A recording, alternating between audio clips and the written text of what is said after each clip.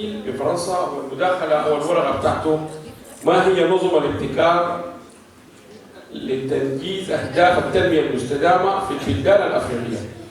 حسب ما خبروني 15 دقيقة. بعمل لك ريمايندر. بحاول ندي زمن للأسئلة بعدين إن شاء الله.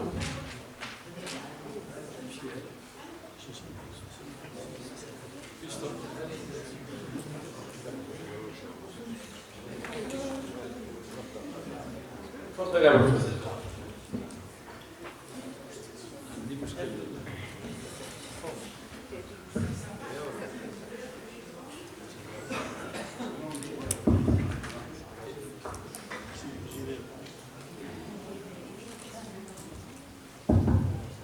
السلام عليكم.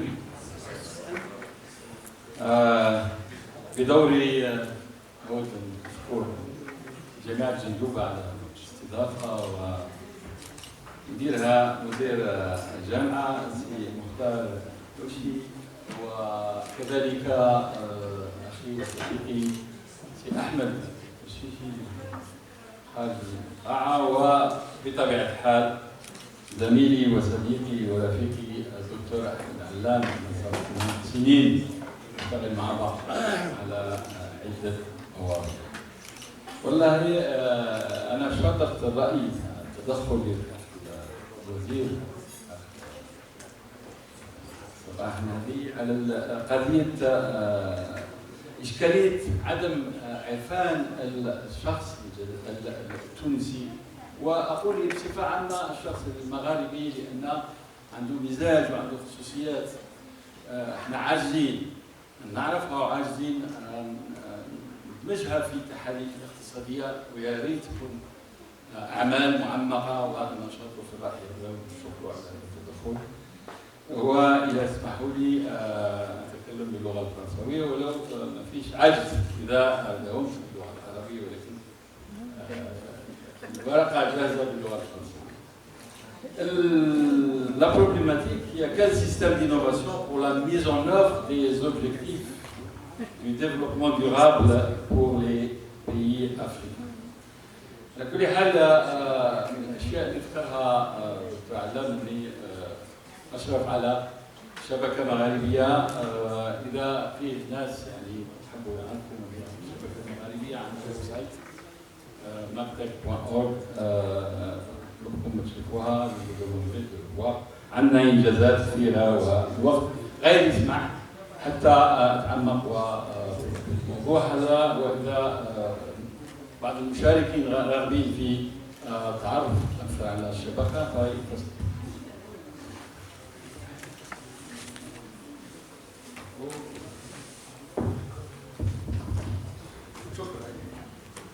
Donc je disais que pourquoi s'intéresser aux objectifs de développement durable? Parce qu'ils sont là avec nous et ils nous posent un défi à tous, aux responsables, aux chercheurs et à la communauté internationale, parce qu'elle répond évidemment à des soucis réels, puisque nous arrivons à la limite des modèles qui ont été imposés dans les pays du Sud concernant le développement accéléré par les organisations internationales, vous le savez, et qu'il y a beaucoup de laissés pour compte, l'explosion du chômage, de la pauvreté, et bien sûr le consensus de Washington n'a pas produit les effets qu'on attendait.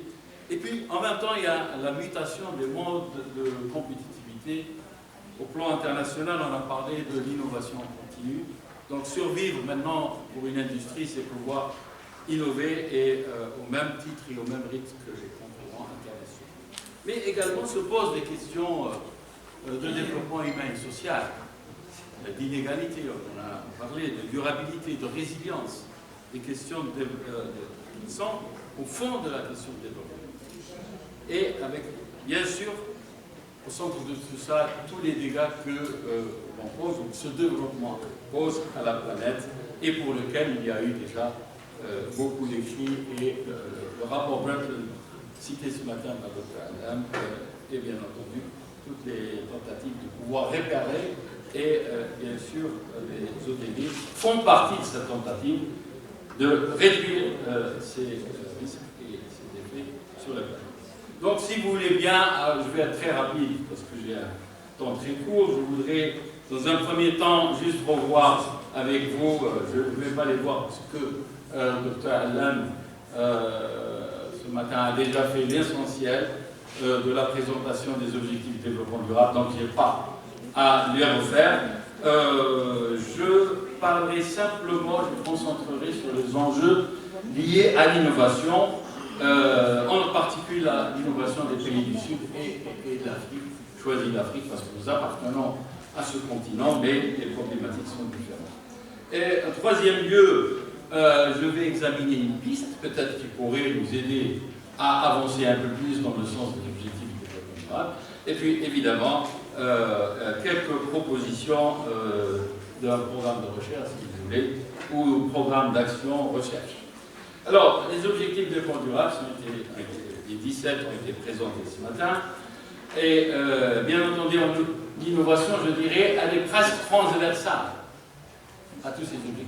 La question de l'innovation n'est pas propre à tel ou tel objectif, mais comme vous le savez, c'est maintenant devenu un must, passage obligé pour toute activité.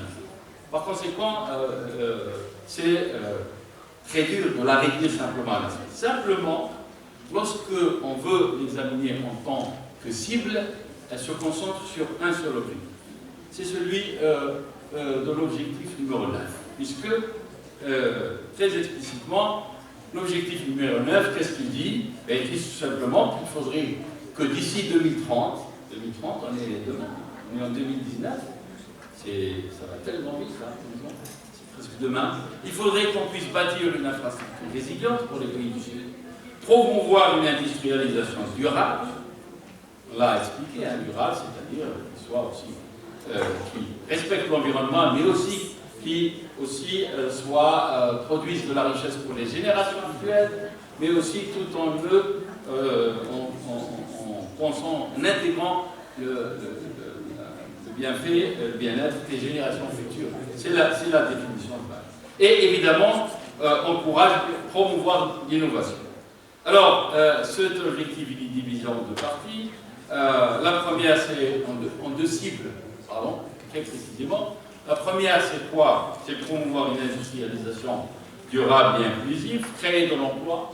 Nous savons dans notre région ici, au Maghreb en particulier, mais dans l'Afrique, l'emploi est un défi redoutable, vu tout ce que les systèmes d'éducation produisent et l'incapacité du secteur productif à absorber toutes ces personnes, quand bien même elles sont diplômées, et c'est ça le drame, plus on est diplômé, moins on a de chances de trouver du travail. C'est pas pour décourager les gens à ne pas faire d'études, du tout. Non, non, mais c'est une réalité, c'est un constat, et ça veut dire qu'il faut traiter ce problème. Ensuite, évidemment, l'accès des entreprises, les petites entreprises qui dominent dans notre paysage productif aux services financiers, et puis cette capacité à intégrer d'une meilleure manière les chaînes de valeur. Et j'étais heureux de constater hier, lorsqu'on a fait un tour auprès de nos amis qui sont dans la petite et moyenne liste, de parler le langage chaîne de valeur.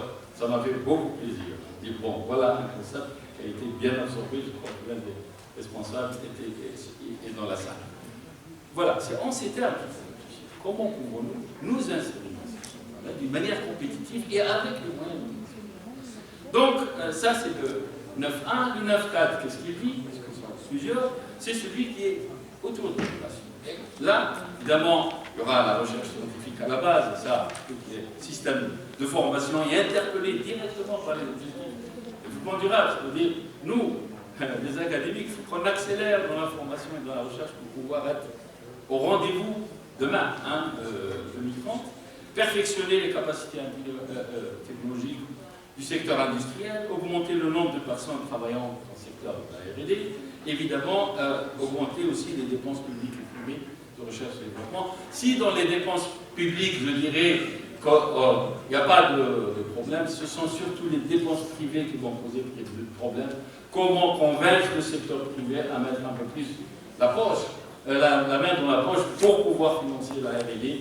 Et donc, ça veut dire qu'il y a un défi majeur, important à relever. En d'autres termes, il nous faut réfléchir à ce type de système, c'est-à-dire un développement industriel inclusif et durable, tiré par l'innovation, ce qui, ici, hein, c'est Industrial Sustainable Innovation Inclusive Development. Alors, ayant dit cela, qu'est-ce que cela nous pose comme problème? Eh bien, pour les pays du Sud, d'abord, sur l'industrie, qui a sauté, c'est pas grave, on l'a trouvé peut-être. Bon, il y a une slide qui est apparemment partie. Tout simplement, elle veut dire qu'en termes d'industrie, bien, le progrès industriel qui a été fait n'a pas permis au continent africain de se positionner d'une manière, il y a plein de chiffres qui le disent, d'une manière honorable, je veux dire, dans le contexte mondial. En fait, la valeur ajoutée de l'industrie classe le continent parmi les derniers, à peu près le MBA, c'est de 3% qui nous classe parmi les derniers dans l'Afrique, parmi les derniers, pas dans le monde entier, dans le monde en voie de développement. Ça veut dire qu'on a les latinos, les asiatiques, tous dépassent. Et deuxièmement, non pas que ça, c'est que le produit, la valeur ajoutée industrielle, a une tendance, parce qu'on parle de tendance forte, à diminuer. Et en fait, on parle quasiment, pour certains pays, de processus de désindustrialisation. Voilà, qui est affirmé tout à fait. Donc là, nous avons un problème.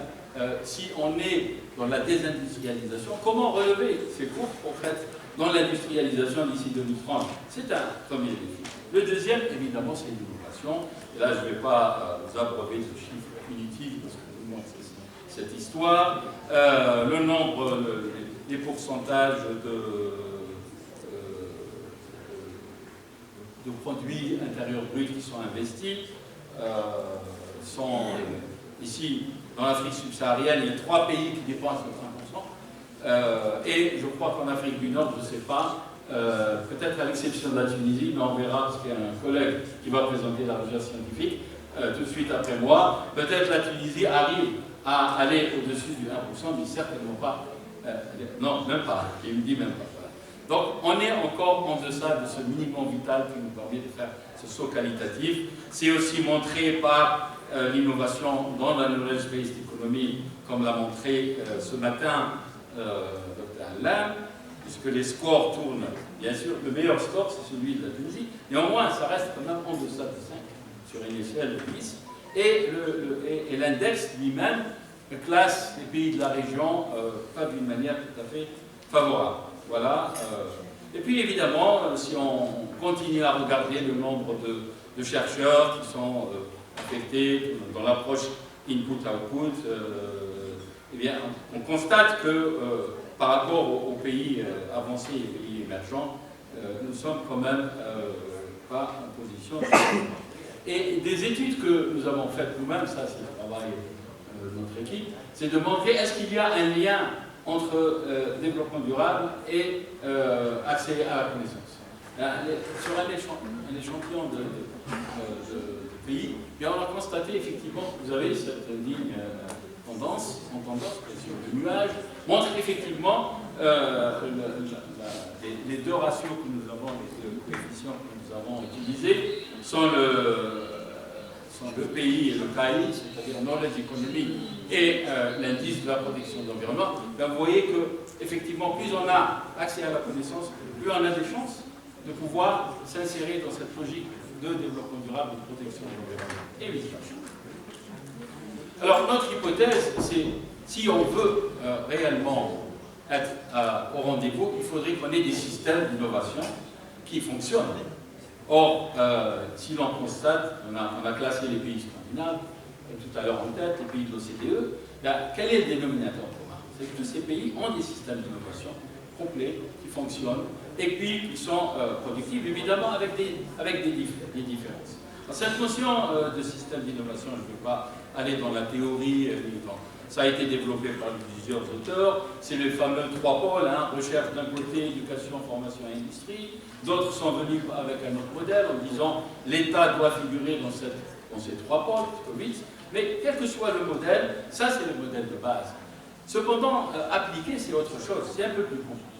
Les modèles d'innovation qui sont intégrés, cohérents et efficaces, c'est un ensemble d'institutions qui sont à la fois à l'échelle au niveau politique, au niveau de la formation des grandes écoles. En l'occurrence ici, l'exemple français, bon, je l'ai choisi, c'est pas parce que je suis là-bas, mais tout simplement pour montrer que, parce qu'il y a des proximités entre ce que fait la France et parfois ce qu'on fait dans le pays du Maghreb.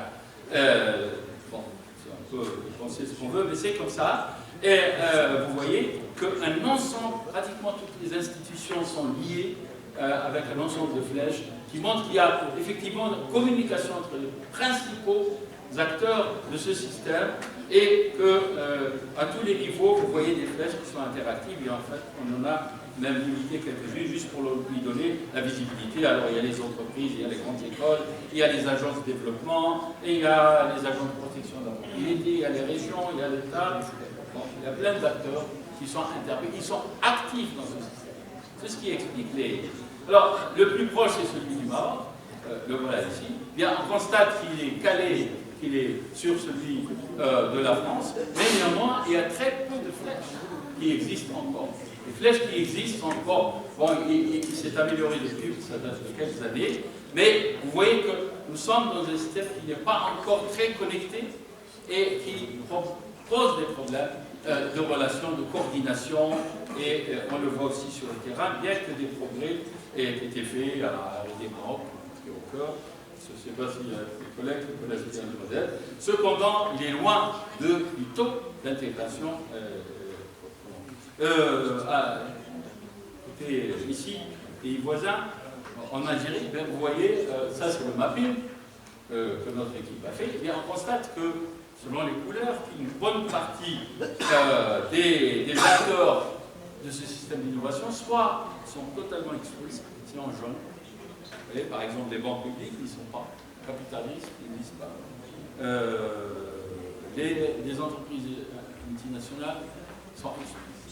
Les individus, voilà. Il y a plein d'acteurs fondamentaux qui n'existent pas dans le système, ou bien partiellement intégrés à ce système, inclus l'université qui n'est pas totalement acteur dans ce... Et bien entendu, pour lui donner une image, alors, on trouve les mêmes institutions, et elles ne sont pas actives dans ce système parce qu'elles n'entretiennent pas des relations entre